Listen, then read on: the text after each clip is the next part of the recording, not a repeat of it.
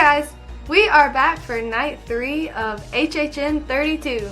Yep, we are going to head to the parks. Tonight's going to be a best of, not focusing on anything like food or drink. We hit the mazes hard the first day. Last night was all about food, drink. We saw some shows.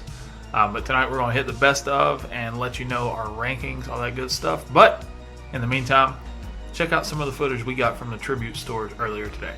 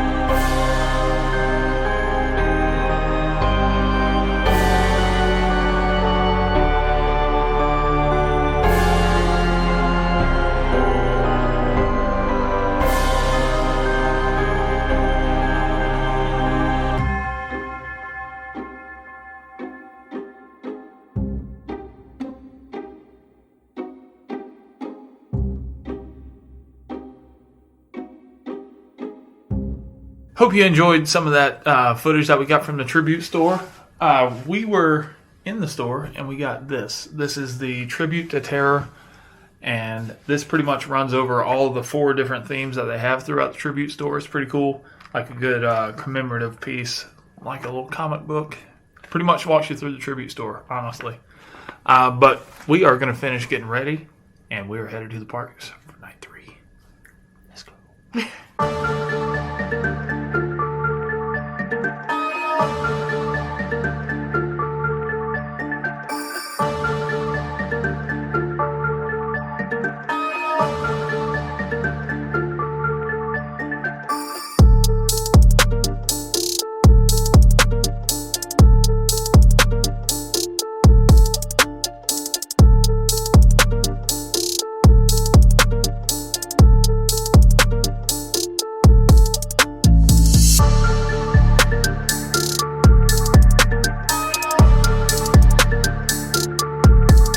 So night 3, we are back in the parks. We actually just took a quick lap through Vamp 69. It's really growing on me. I like that scare zone a lot. I was really hoping for like some Halloween music or like some like maybe a remake, but like I said, it's growing on me. These classic tunes I hear, and just a lot of the stuff I heard when I was growing up. So it's pretty cool.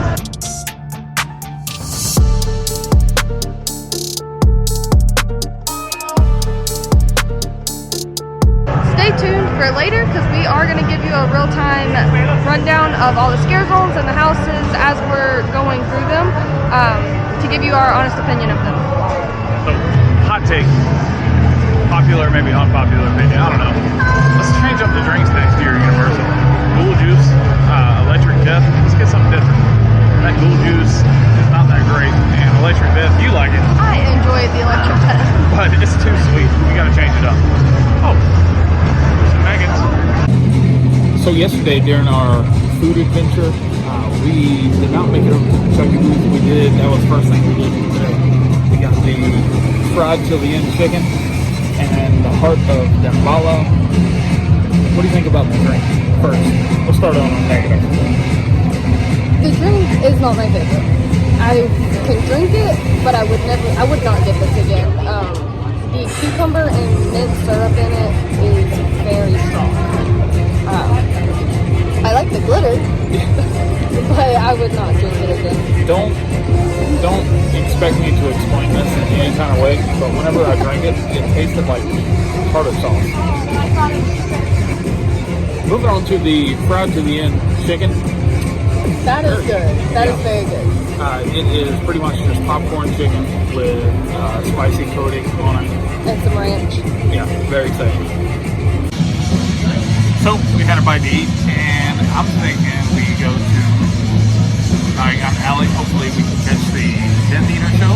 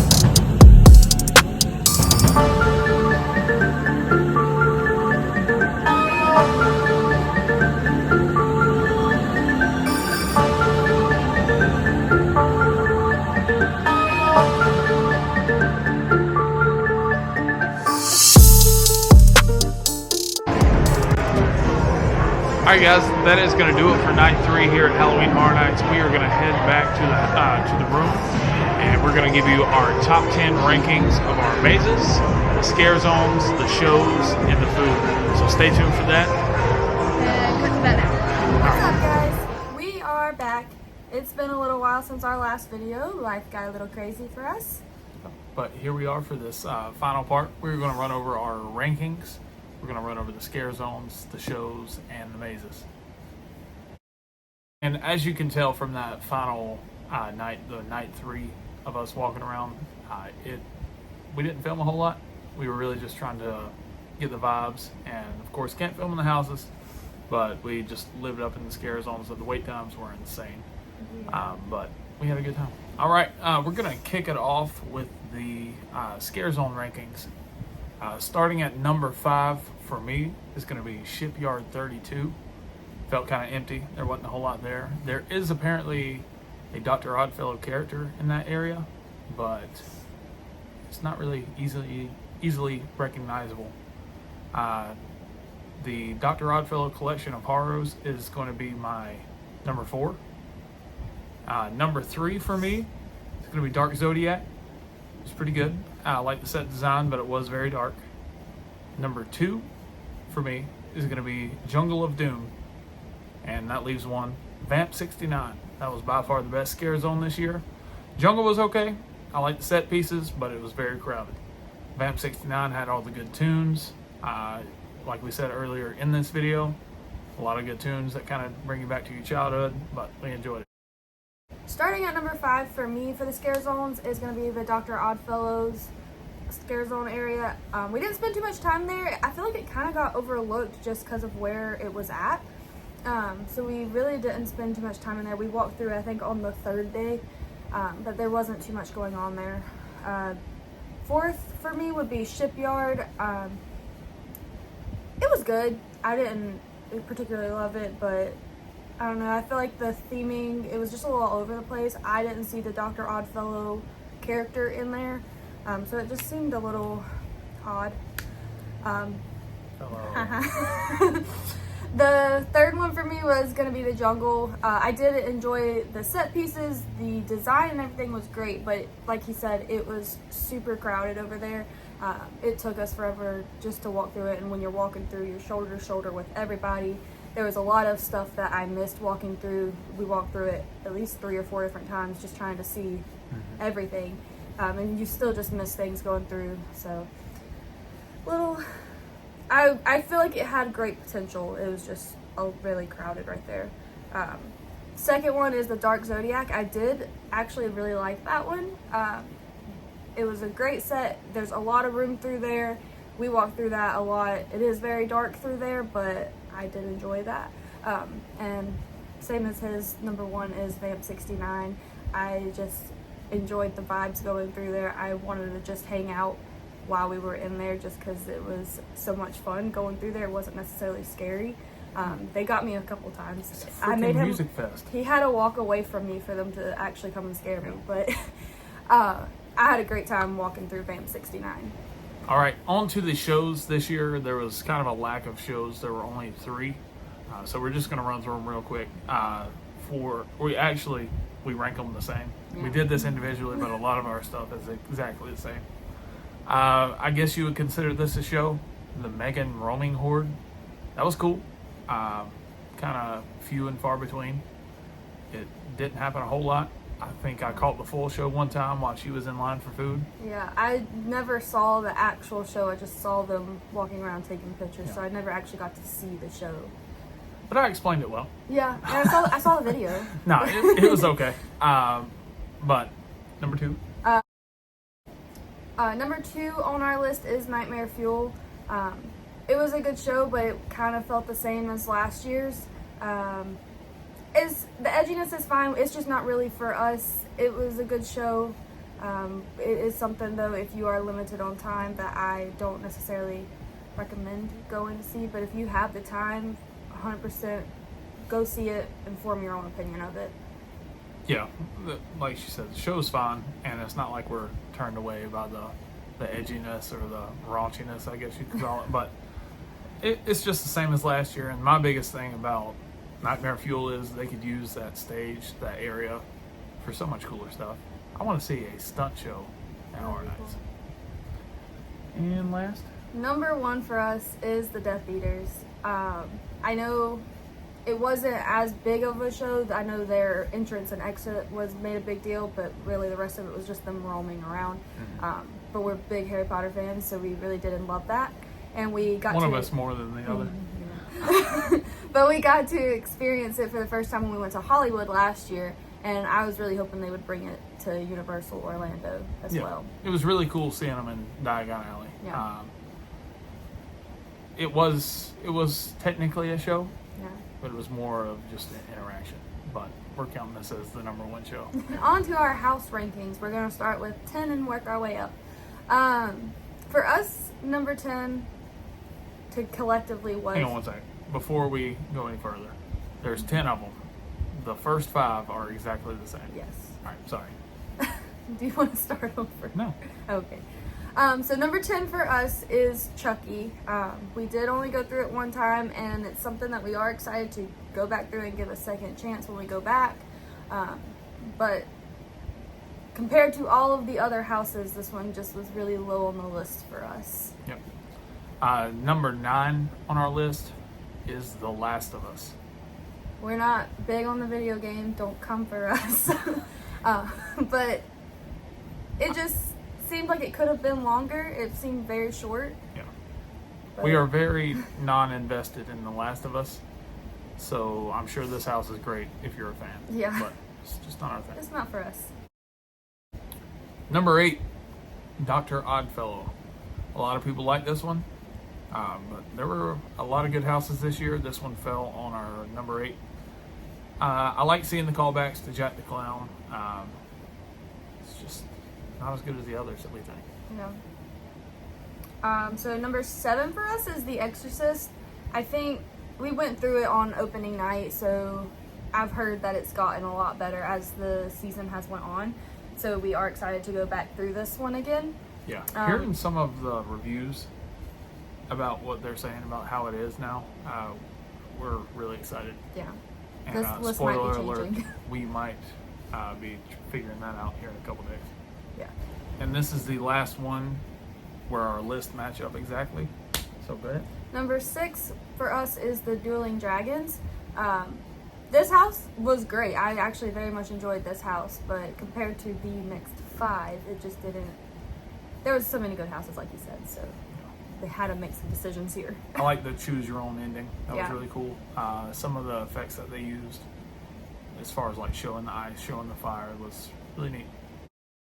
Going into my number 5, where we start to differ a little bit, is Monsters Unmasked. It was really good. I like going into the catacombs, and I just wish there was more Invisible Man, which is kind of weird to wish for something invisible, a haunted maze. But more of that and a little bit more of Hunchback. They really went heavy on Phantom, but it was really good. The set design was good. I like the mist effect as you come in. My number 5 was Yeti Campground. It was a great house. I did enjoy it. I love the campground vibes of it and everything. I think it just, I don't know what it was lacking for me, but it lacked a little something. I don't know. I can't place my finger on it. My number 4 is The Darkest Deal, like we talked about in our preview for HHN. It's the classic Devil Went Down to Georgia, but this time it's a blues singer and looking for fame, signed his name, all that good stuff. But I really like some of the effects that they had in this one. They had one of the best scares I had all night on opening night, and that was the man jumping out of the piano. So if you see a piano, there's a bunch of pianos in there, so you don't know which one it is. But if you see a piano, you better watch out. My number 4, and he does heavily disagree with this, is Blood Moon. Again, house was great and everything. I feel like it just wasn't, I didn't get a lot of scares through there any of the times that we went through. The set design was great. I loved that, but I didn't get a lot of scares through it. All I gotta say is, how dare you?